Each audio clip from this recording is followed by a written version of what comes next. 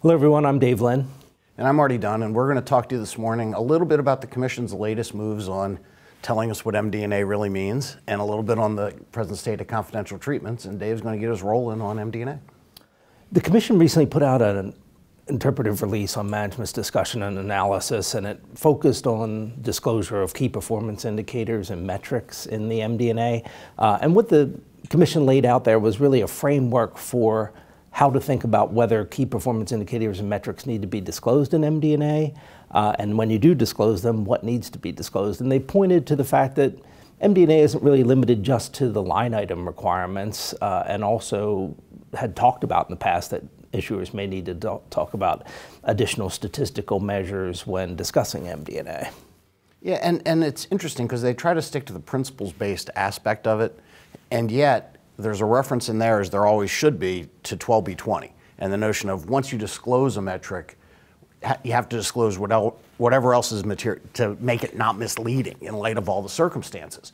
And a lot of folks overread that and think, oh, we just have to say everything material. No, it's some things are better to say. When you say them, you have to be complete and accurate. So my one piece of advice from that is take the guidance the way it is, but also recognize that the 12b-20 you can overread sometimes.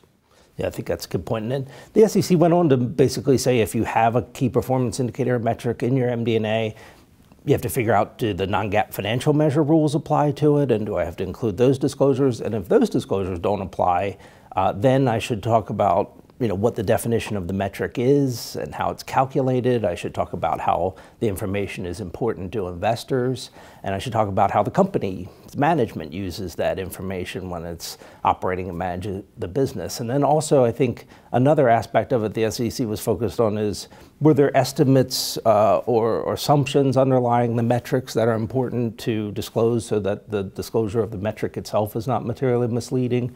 And then if you change the metric, what should you say? You really need to go into why it's changing and how it affects prior periods, and maybe even recast prior periods to show the effect of the change. So I think this is something people really need to focus on this year because it affects upcoming filings. The Commission also noted that disclosure controls and procedures need to address these key performance indicators and metrics, which is sometimes difficult because they're sometimes calculated outside of the normal sort of control environment. So I think people need to focus in particular on that. Another topic that's worth noting is just the way the Commission is dealing with confidential treatments today.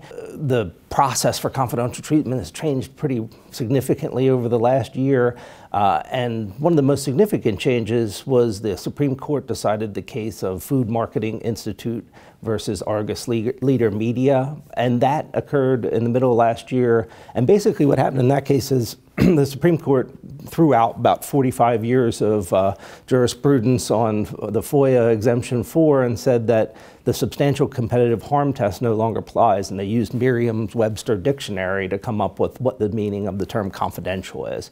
The Department of Justice came out with guidance to all the agencies basically saying you should no longer apply substantial competitive harm test, and that caused the SEC to very recently revisit its guidance around confidential treatment requests and say, get rid of old Staff Legal Bulletins 1 and 1A and replace it with new guidance that basically said the Food Marketing Institute case is going to govern confidential treatment determinations going forward.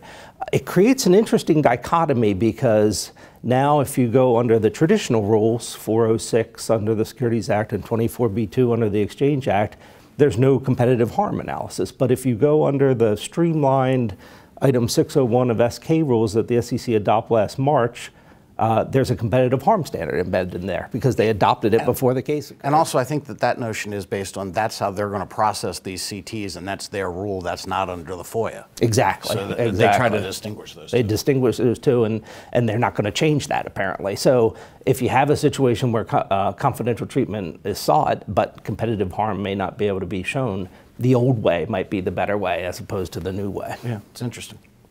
And that's all we have for you today. Thanks, everybody.